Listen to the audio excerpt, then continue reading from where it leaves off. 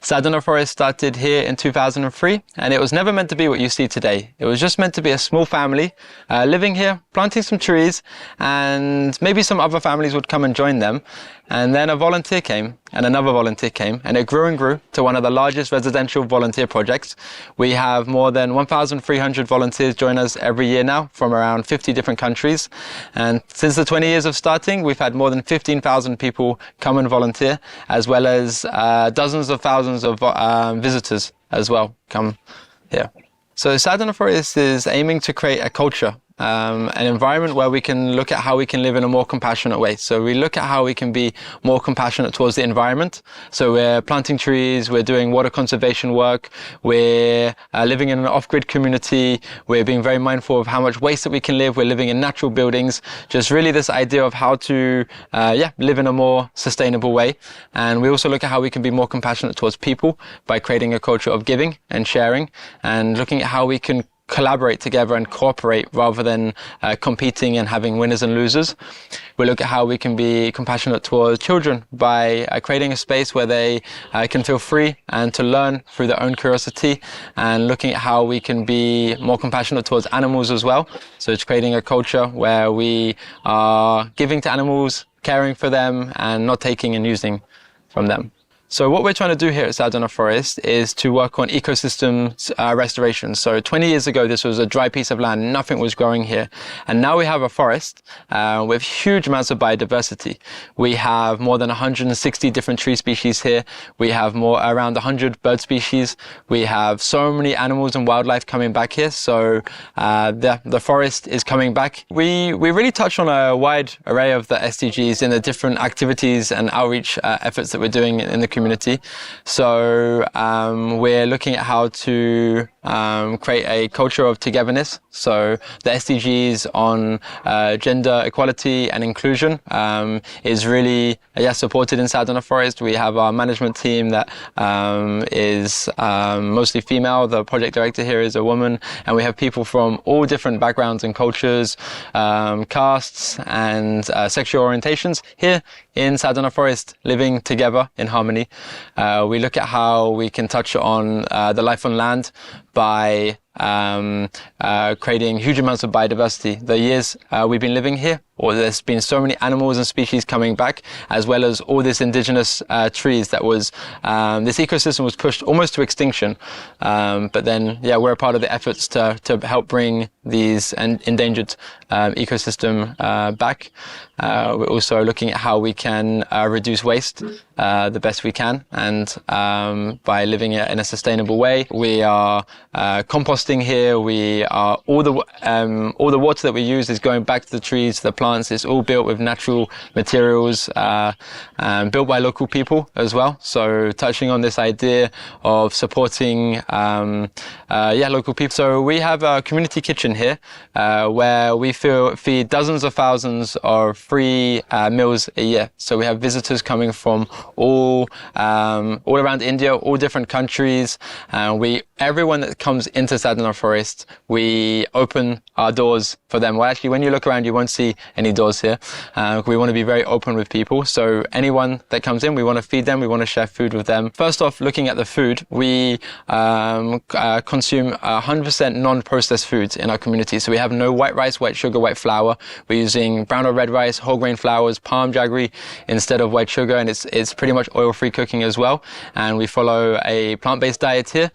We feel that really sustains all of our needs to be very healthy, active, to be able to bring back the forest. And also in the eyes of like the well-being and the health and the sanitation of the community, we are maintaining the hygiene at a very high level. We're cleaning our kitchen 4 times a day.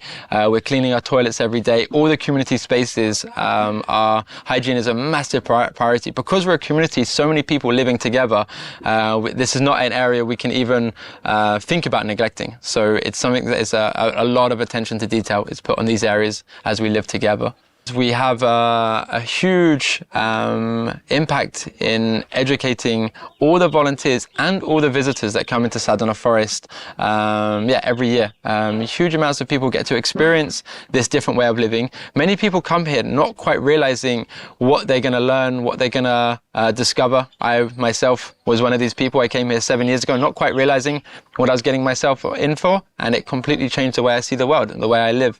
And so, and I've seen many people go through these similar journeys when they come here and they see a different way of living, a different way of connecting with nature, with people, with animals, and with ourselves. So creating an inclusive environment where anyone can be here and be themselves. So in the morning, when we start distributing what people would do in the morning, we need some people to do hygiene related stuff, some people to do breakfast preparation, some people out there in the forest, and anyone can do whatever they want. There's no kind of gender roles here. Okay, these people should be there and these people should do that. Everyone is free to do what they want to do. And a lot of people are coming out of their comfort zones and experiencing things that they've never experienced before. A lot of people, it's their first time they've dug a hole to plant a tree. So people can experience these different things and be themselves and follow what they want to do. We do a lot of water conservation work as well, where we've designed the land to capture as much of the rain as possible. So we're preventing water runoff and increasing soil moisture levels. This is a great effect on ecosystem restoration to allow a natural ecosystem regeneration. And we use compost toilets here. Maybe a bit uncomfortable for people that are familiar with them, but the idea of compost toilets is a beautiful way to reconnect with this natural cycle of how nature works. Because if you think we would, normally in nature, an animal, if they're eating a plant, the plant will grow, take nutrients from the ground, the animal will eat the plant, and then they'll digest it and they'll poop it out, and all the nutrients go back into the ground. There's a cycle, a symbiosis. But then you look at humans, we grow all this food, we take all the nutrients from the ground, we eat it, we digest it, and we poop it and just waste it away. Here, we're not creating any waste. So we're not calling it human waste here. We're using it as a resource. And it's a 1-year process, and we do it very responsibly, making sure it gets to a certain temperature, so it's very safe to use, and making sure, hygiene is always a priority in these processes, and creating the most beautiful, amazing compost for us to then start using for the tree plantations and the reforestation efforts. We're a 100% off-grid community here in Sadhana Forest. That means we're not connected to the electrical grid whatsoever. All the electricity, 100% of it that we're using in Sadhana Forest is produced here. And it's coming from solar, so using the power of the sun. But with the sun, we don't always have sun. At nighttime, there's no electricity available for people to charge their phones and things like this. So we have this timer system in the community where when there is sun, we make sure we use all of our electricity needs. We have a small battery system to power the essential things like lights at nighttime. But by having these timers on our system where we're only pumping the water, filtering the water, charging our phones, all these things during the day, we're able to massively reduce the need to depend on batteries. So it's more affordable and then more sustainable as well. And then when we do have sun, then we're using the electricity, we're charging our phones, our laptops, pumping the water, filtering the water. So this is a great way to be more sustainable in an off-grid way of living by using timers for when to use the electricity. So in SDG 11, there's a lot of talk about green public spaces. So here is a very inclusive space where we have people all coming together. People come and do workshops and different things and sharing this knowledge as a gift to everyone. And it's very accessible for people. And we also, but working on biodiversity, ecosystem restoration, so restoring natural heritages. This is, very important for us. So with this idea of responsible consumption, we're all living here in a very simple and minimalist way. And we have a free store where people can donate and share anything they want. We have our zero waste hut where we're trying to, if we do have waste, we try and upcycle it and turn it into different things. But also, most importantly, reducing what we're bringing into the community. We're asking all of our volunteers to be very mindful. We're only bringing something in if you really need it, to really reduce this idea of waste. And people get to experience this kind of way of living in a more sustainable way. So we have a lot of visitors coming here from all around India, all around the world, and we have a volunteer available all day to guide them around the community, to share what we're doing. So in this process, we can talk to them about, being mindful. There's not anyone that's like freely walking around the forest that could cause some damage, to drop trash everywhere. So it's all the visitors and that's coming through Sadhana Forest, they're all being guided around. So to ensure it's been done in a very responsible and mindful way, and to really share the ideas that we want to communicate.